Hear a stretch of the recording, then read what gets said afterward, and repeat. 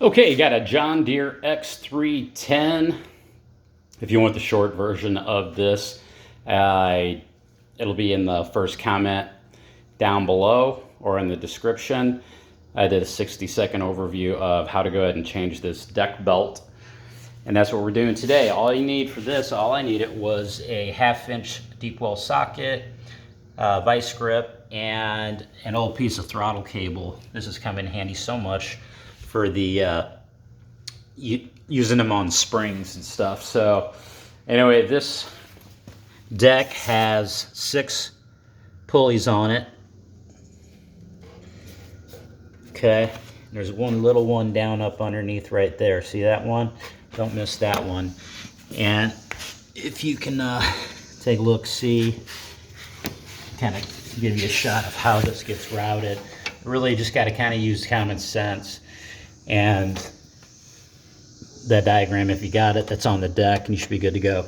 Just make sure that when you're putting these around these pulleys, especially these back ones here, that you're getting the belt between the pulley and the keeper rod, this pin right here.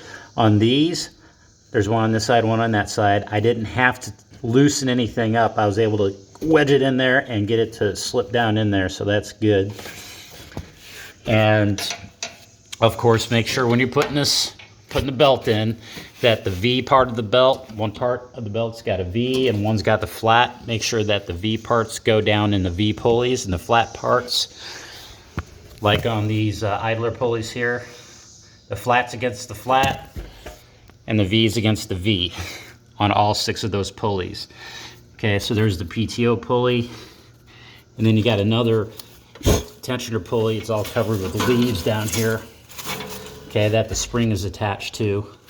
Okay, you still can't see it. All right, there it is, right down there. So that's the tensioner pulley. There's the tensioner spring. For this one,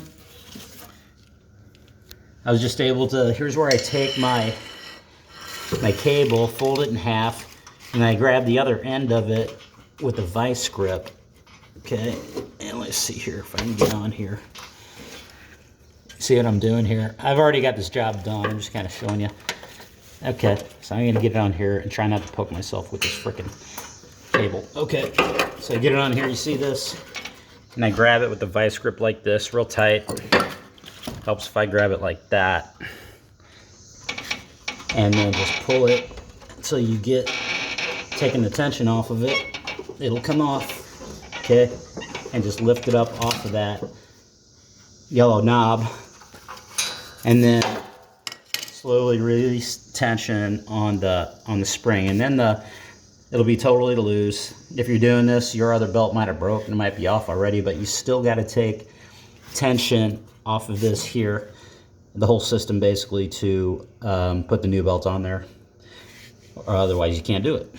So that's over here on the right side of the mower. So yeah, to be able to get this belt down past the keeper right here, I found it way easier. It's just, it wouldn't fit, so I had to loosen this up, and real easy piece of cake. Don't even have to take it all the way off.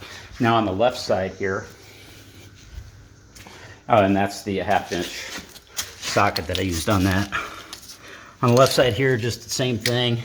Make sure when you're putting that belt around the pulley that you get it in between the pulley and the keeper. There's another keeper rod on this side here on the left. And if you're lucky, you might be able to get the belt up underneath this.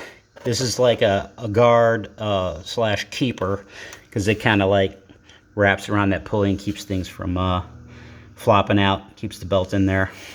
But what I found was pretty easy was to just take this bolt and completely loosen it up. You don't even have to loosen up that other bolt. This lifts up and you can pivot it around.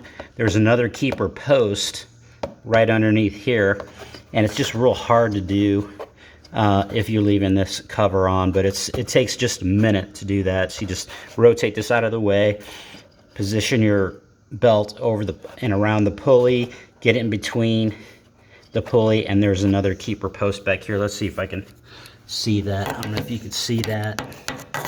in there. I'm trying to position the camera so you can see it and the light's not on. But hopefully you saw that. But that's the best way to do it, I found. And then just take your 1/2" wrench and tighten things back up. And that should do it.